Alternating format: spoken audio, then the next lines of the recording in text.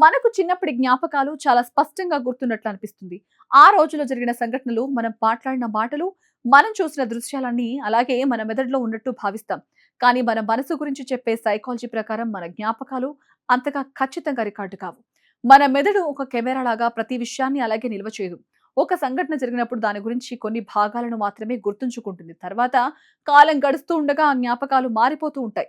కొన్ని వివరాలు మెల్లగా మాయమవుతాయి. కొన్ని కొత్త వివరాలు మన ఆలోచనలో చేరిపోతాయి.